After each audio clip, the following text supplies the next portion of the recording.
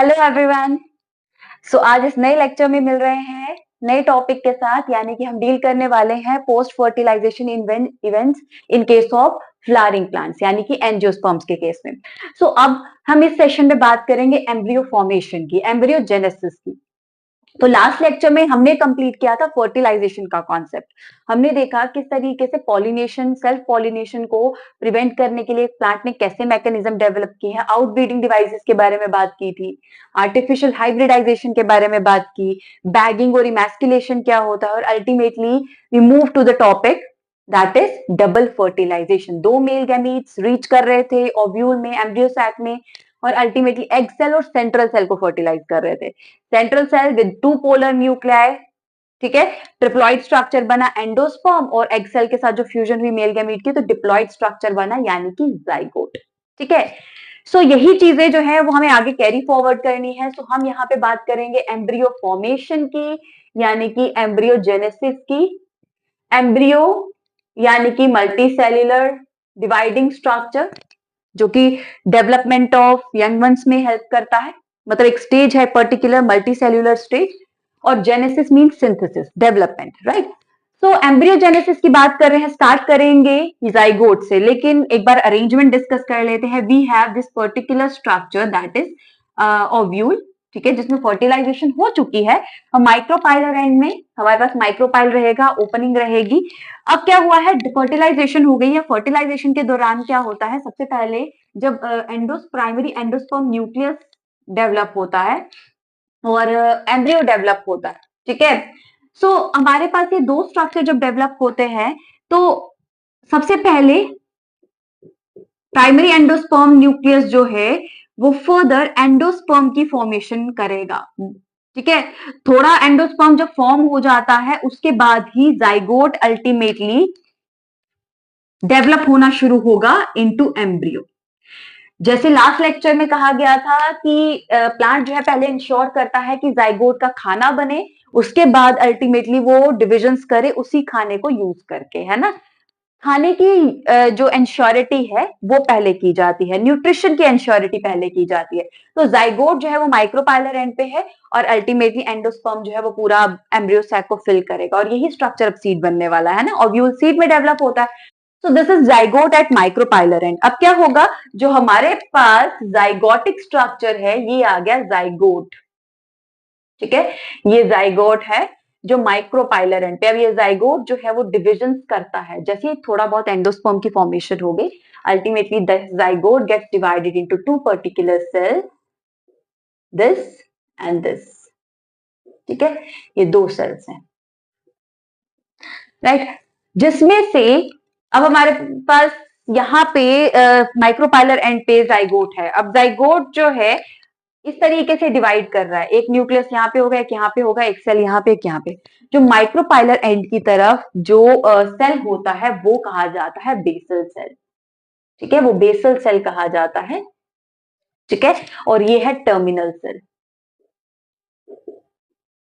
Terminal cell, ठीक है। Terminal cell जो है वो चलेजल एंड की तरफ होगा। ये ओव्यूल जो हम डिस्कस करते हैं एनसीईआरटी में बताया जाता है वो है हमारे पास इन्वर्टेड ओव्यूल। इन्वर्टेड, उसका माइक्रोपाइलर एंड जो है वो नीचे की तरफ होता है, माइक्रोपाइल नीचे की तरफ ओपन होता है। अगर स्ट्रेट ओव्यूल भी होगा तो जो माइक्रोपाइलर एंड की तरफ जो सेल होगा उसे बेसल सेल कहा जाएगा, राइट। अब इस तरीके की डिविजन होती है, ultimately further with more mitotic divisions. याद रखेंगे डिविजन्स माइटोटिक ही हो रही है, माइटोसिस होगा, ठीक है, माइटोसिस ही होगा। साइमल्टेनियसली कुछ डिविजन्स होने लग जाती हैं, बेसल सेल और टर्मिनल सेल दोनों कुछ स्ट्रक्चर्स बनाते हैं, ठीक है। बेसल सेल की डिवीजन जो है मैं यहाँ पे दिखाती हूँ। सबसे पहले बेसल सेल जो है वो कुछ इस तरीके से डिवाइड करता है, 6 to 10 सेल स्टेज जो है वो डेवलप होती है, इस तरीके से ट्रांसवर्स डिवीजन शो करता है बेसल सेल,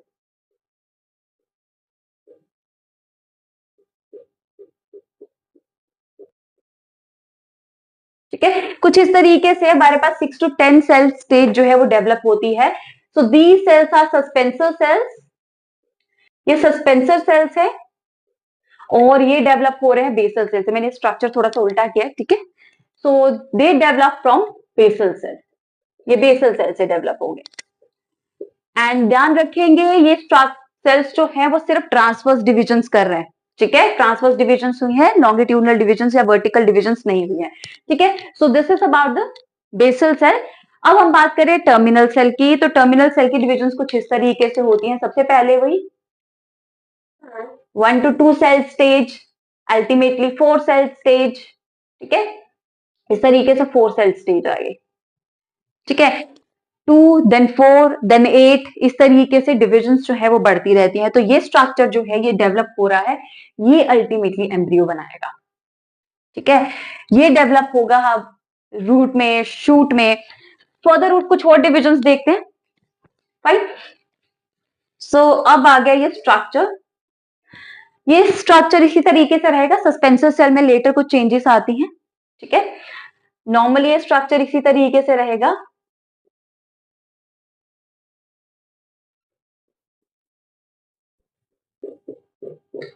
सो इस तरीके से स्ट्रक्चर है। Now will talk about this structure. अब 8 सेल स्टेज आएगी। 8 सेल स्टेज कुछ इस तरीके से है, मैं सिंगल प्लेन में ये 2D प्लेन में दिखा रही हूँ, ठीक है, 2D प्लेन में स्ट्रक्चर बन रहा है तो कुछ इस तरीके से बनेगा, ठीक है। जब हमें 8 सेल सारे दिखाने हैं तो कुछ इस तरीके से दिखेंगे। सो अब क्या है, अब ये अरेंजमेंट है, 8 सेल स्टेज आ गई हमारे पास। अब इस 8 सेल स्टेज में क्या होता है, जो पार्ट सस्पेंसर सेल वाली साइड पे होता है, यानी कि एम्ब्रियो का ये आ गया बीच वाला प्लेन, इस प्लेन के ऊपर वाला पार्ट जो सस्पेंसर वाली साइड है, ठीक है, वो बनाता है रूट वाला पार्ट, यानी कि it gets developed into hypocotyl, ठीक है।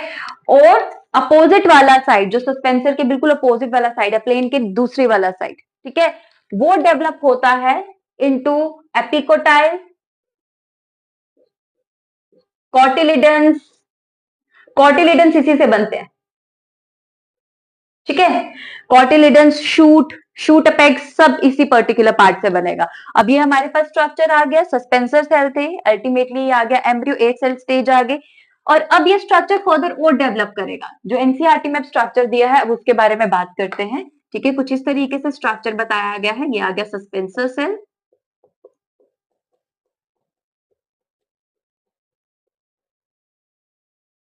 ठीक है, ये सस्पेंसर सेल्स आ गए। अब अल्टीमेटली इस तरीके से स्ट्रक्चर बनाया गया है।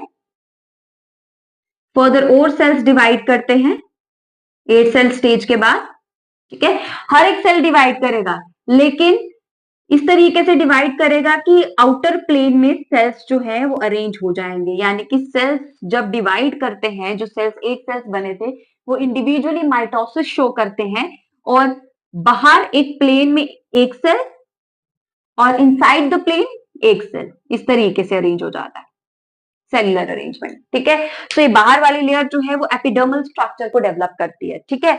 सो ये है हमारे पास अब अरेंजमेंट, ये आ गया ग्लोबुलर शेप्ड एम्ब्रियो, ठीक है, जो एनसीईआरटी ने मेंशन किया है, ग्लोबुलर शेप्ड। लेकिन फर्दर और डिविजन्स और थोड़े और रीअरेंजमेंट्स के बाद यही पर्टिकुलर स्ट्रक्चर, ठीक है, सस्पेंसर सेल्स में रीअरेंजमेंट होता है। आप देख पाओगे कि ये सस्पेंसर सेल्स जो है, ये फर्दर सस्पेंसर सेल्स जो है ये फर्दर और डेवलप करते हैं, स्पेशली वो वाला पार्ट जो कि इस पर्टिकुलर पार्ट से एम्ब्रियो के साथ जुड़ा हुआ है, ठीक है। तो ये वाला पार्ट जो है वो फर्दर और डेवलप करता है और डिविजन्स करता है इस तरीके से, इस तरीके से डिविजन्स करेगा कुछ स्ट्रक्चर, ठीक है।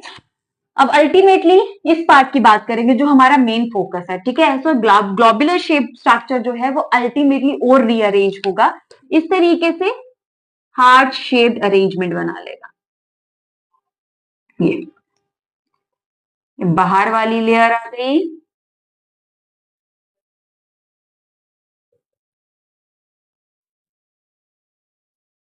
एंड फर्दर और सेल्स है हमारे पास यहाँ पे, ठीक है, ये डिवाइड होके यहाँ पे अरेंज हुए, ठीक है, कुछ इस तरीके से अरेंजमेंट हो जाएगा, ठीक है। सो ग्लोबुलर शेप स्ट्रक्चर बना, उसके बाद हार्ट शेप्ड एम्ब्रियो बना, हार्ट शेप्ड एम्ब्रियो बना। सो इस तरीके से पूरा अरेंजमेंट होगा, ठीक है। अल्टीमेटली इस हार्ट शेप के बाद ये वाला पार्ट जो है वो अल्टीमेटली कॉटिलिडन्स, बेसल पार्ट जो है वो कॉटिलिडन्स बनाएगा, एक पार्ट जो यहाँ से अटैच्ड है वो क्या बनाएगा, रूट पार्ट। ठीक है। सो अल्टीमेटली देखते हैं, माइटोसिस हुई, टर्मिनल सेल और बेसल सेल थे, बेसल सेल ने अल्टीमेटली सस्पेंसर सेल बनाए, with embryo gets developed, further developed from terminal cell.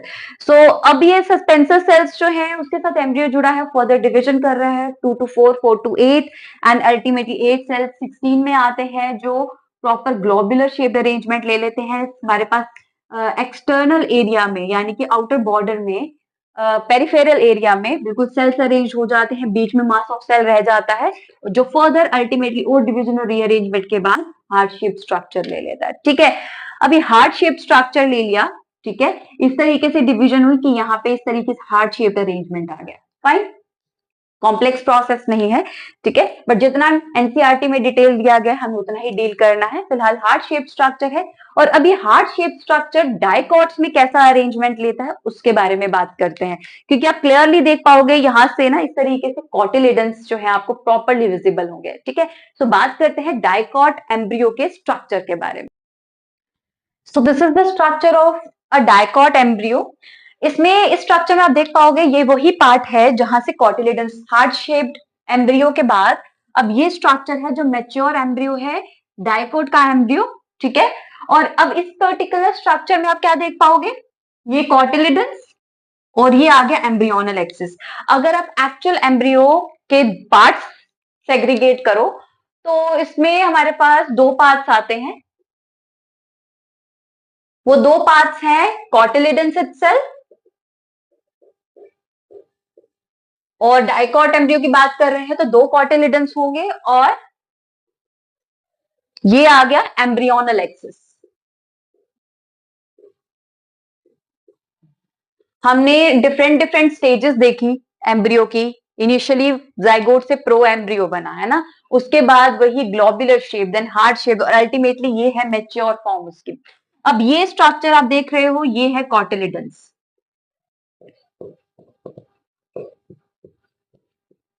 Cotyledons के बाद ये आ गया एम्ब्रियोनल एक्सिस, जिसमें से कॉटिलिडन्स के साथ वाला पार्ट जो होता है यानी कि अबव द कॉटिलिडन प्लेन, तो ये आता है एपिकोटाइल। ठीक है, एपिकोटाइल यानी कि शूट एक्सिस, यहां से ही लीफ प्राइमोर्डिया, शूट टिप, ये सारा पोर्शन जो है वो यहीं से अराइज होगा एपिकोटाइल से। ठीक है, सो आप इस पोर्शन को कह सकते हो ये प्लूम्यूल पार्ट है, ये प्लूम्यूल पार्ट है जहां से शूट डेवलप होगा।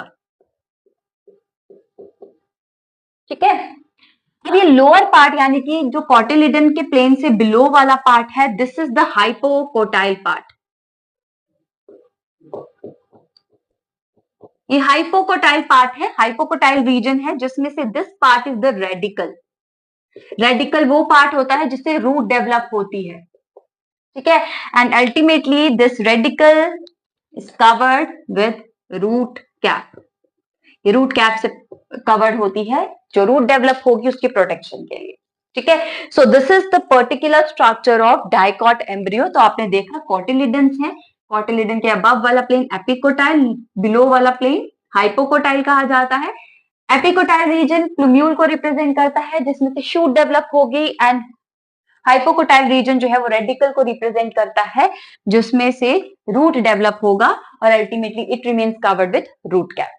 ठीक है, सो अगर हम अब मोनोकॉट एम्ब्रियो का स्ट्रक्चर देखें तो थोड़ा सा डिफरेंट आता है, क्योंकि उसके केस में कॉटिलिडन जो है हो गए यही दो पार्ट्स, कॉटिलिडन और एम्ब्रियोनल एक्सिस ही रहेगा, लेकिन कॉटिलिडन एक रहेगा।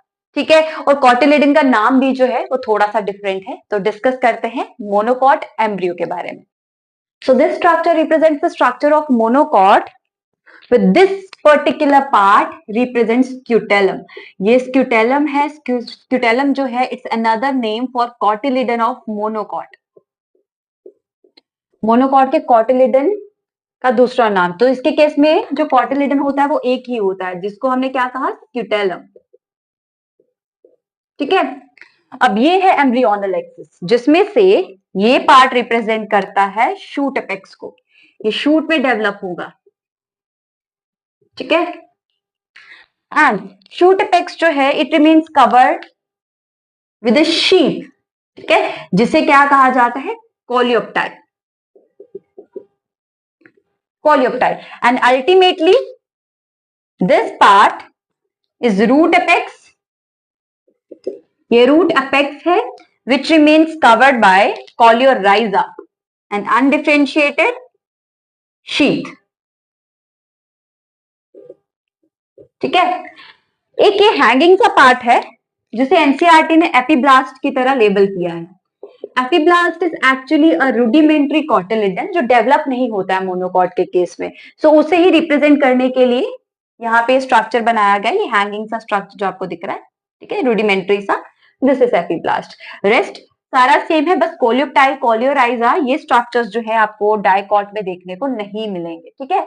सो ये यूनिक है मोनोकॉट्स के केस में, डाइकॉट्स में नहीं होगा। Shoot apex, root apex, epicotyl, hypocotyl and यहाँ पे स्क्यूटेलम जो है वो एक डिफरेंट नेम है, डाइकॉट में स्क्यूटेलम टर्म यूज नहीं होती है, ठीक है, वहां पे कॉटिलिडन ही टर्म यूज किया जाएगा। सो this is about the structure of embryo, ये एम्ब्रियोनिक स्ट्रक्चर है जो मोनोकॉट और डाइकॉट में डेवलप होते हैं। अब हम बात करते हैं बेसिक लेवल पे एंडोस्पर्म की, कि एंडोस्पर्म जो है, जो एम्ब्रियो में डेवलप होने से पहले ही डेवलप होना और डिवाइड करना स्टार्ट कर गया था, तो उसका मेन फंक्शन जो है वो क्या था, न्यूट्रिशन, ठीक है, उसका मेन फंक्शन न्यूट्रिशन है, बट वो किस किस फॉर्म में अवेलेबल होता है, सो वो जानते हैं। तो फर्टिलाइजेशन ऑफ मेल गैमीट और सेंट्रल सेल के बाद प्राइमरी एंडोस्पर्म न्यूक्लियस की डेवलपमेंट हुई थी, राइट, पीईएन जिसे कहते हैं, which is a triploid structure itself. क्यों ट्रिप्लॉइड था, क्योंकि सेंट्रल सेल में दो न्यूक्लियस थे जो डिवीजन, जो फर्टिलाइजेशन से पहले ही फ्यूज हो गए थे, ठीक है, और मेल गैमीट में हेप्लॉइड न्यूक्लियस था, सो हेप्लॉइड मेल गैमीट और डिप्लॉइड सेंट्रल सेल जो है वो फ्यूज किए थे और अल्टीमेटली प्राइमरी एंडोस्पर्म न्यूक्लियस बन गया था। अब ये प्राइमरी एंडोस्पर्म न्यूक्लियस जो है वो डिवीजन करता है और अल्टीमेटली एंडोस्पर्मिक स्ट्रक्चर बनाता है जो कि कंप्लीटली डेवलप्ड स्ट्रक्चर होगा, ठीक है। सो एंडोस्पर्मिक स्ट्रक्चर बनाता है, लेकिन सबसे पहले क्या होता है, जब प्राइमरी एंडोस्पर्मिक न्यूक्लियस जो है वो डिवाइड करता है, वो बिल्कुल फ्री सेल्यूलर अरेंजमेंट्स बनाता है, ठीक है, फ्री सेल्यूलर अरेंजमेंट्स बनाता है जिसमें सेल वॉल की फॉर्मेशन नहीं हुई होती, न्यूक्लियस अलग अलग होते हैं, बिल्कुल एक ही पर्टिकुलर मीडियम में फ्लोट कर रहे हुए, ठीक है। सो जिसकी वजह से एंडोस्पर्म जो है वो दो तरह का होता है, दो कैटेगरीज में डिवाइड किया गया है एंडोस्पर्म को। The first one is free nuclear, जो मैंने अभी केस डिस्कस किया, जिसमें सेल वॉल फॉर्म नहीं हुई होती और न्यूक्लियस जो है एक ही मीडियम में फ्लोट कर रहे होते हैं, ये फ्री न्यूक्लियर अरेंजमेंट होता है। उसके बाद दूसरा अरेंजमेंट होता है सेल्यूलर एंडोस्पर्म का। जब ये फ्री न्यूक्लियर एंडोस्पर्म में हर एक न्यूक्लियस के बाहर एक प्रॉपर सेल वॉल की फॉर्मेशन हो जाती है तो सेल्यूलर एंडोस्पर्म कहा जाता है।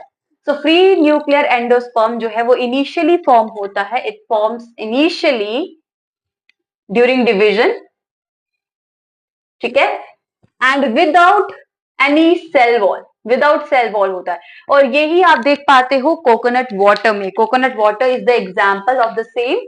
सो कोकोनट वाटर जो है it is actually free nuclear endosperm, वो न्यूट्रिशन है कोकोनट का, ठीक है। उसके बाद सेल्यूलर एंडोस्पर्म जो है उसमें क्या होती है, सेल वॉल फॉर्मेशन हो जाती है अराउंड न्यूक्लियस। तो यही फ्री न्यूक्लियर स्ट्रक्चर जब सेल वॉल से बाउंड हो जाता है तो वो क्या बन जाता है, बाउंडेड और ऑर्गेनाइज स्ट्रक्चर बन जाता है, which you can see in case of coconut kernel. Coconut kernel के केस में आप देख पाओगे, ठीक है। सो ये पर्टिकुलर अरेंजमेंट है फ्री न्यूक्लियर और सेल्यूलर, ठीक है। अब इसी बेसिस पे ना कि एंडोस्पर्म जो है कई बार यूटिलाइज हो जाता है ड्यूरिंग डेवलपमेंट, सीड बनते बनते वो यूटिलाइज हो गया होता है, और कई बार होता है कि सीड बनने के बाद भी एंडोस्पर्म रह जाता है, ठीक है। सो दो केसेस है हमारे पास, तो इस बेसिस पे we have two types of seeds as well,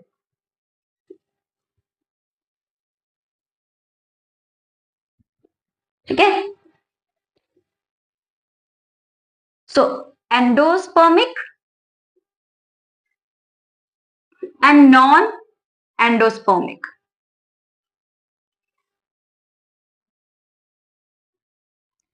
so endospermic seed वो होते हैं जिसमें यूटिलाइज नहीं हुआ होता एंडोस्पर्म, यानी कि परसिस्ट करता है। तो endosperm present in developed seed, वो यूटिलाइज नहीं हुआ होता ड्यूरिंग सीड डेवलपमेंट। ठीक है, सो अलग अलग जगह पे एग्जांपल्स दी गई हैं, उसे कंबाइन करते हैं। So we have example of wheat, maize, barley, coconut and castor। ठीक है, कोकोनट की एग्जांपल आपने यहाँ पे भी दी थी। So these are some examples जो एनसीईआरटी में अलग अलग मेंशन की गई है, जिसमें से हमारे पास एंडोस्पर्मिक सीड को एक और टर्म भी दिया गया है आगे, दैट इज एल्ब्यूमिनस सीड। ठीक है, एल्ब्यूमिनस सीड दिया गया है। नॉन एंडोस्पर्मिक यानी कि एक्स एल्ब्यूमिनस सीड, ये वो सीड है जिसमें एंडोस्पर्म यूटिलाइज हो जाता है during seed development. So endosperm get utilized during seed development. ठीक है, सो इसमें आएगा ग्राउंडनट, पी एंड बीन्स। ठीक है, तो ये है हमारे पास कुछ एम्ब्रियोनिक स्ट्रक्चर्स एंडोस्पर्म के बारे में, और कुछ सीड की क्लासिफिकेशन डिपेंडिंग अपॉन प्रेजेंस और absence of endosperm in developed seed. So this is all about today's lecture. Next lecture में मिलते हैं कुछ और चीजों के साथ, सीड के बारे में बात करेंगे, फ्रूट के बारे में बात करेंगे, और कुछ ऐसे मेथड्स के बारे में जो कि एडिशनली सेक्सुअल रिप्रोडक्शन के अलावा प्लांट्स में प्रेजेंट रहते हैं नेचुरली। ठीक है, जो मोड ऑफ रिप्रोडक्शन है। सो मिलते हैं नेक्स्ट लेक्चर में।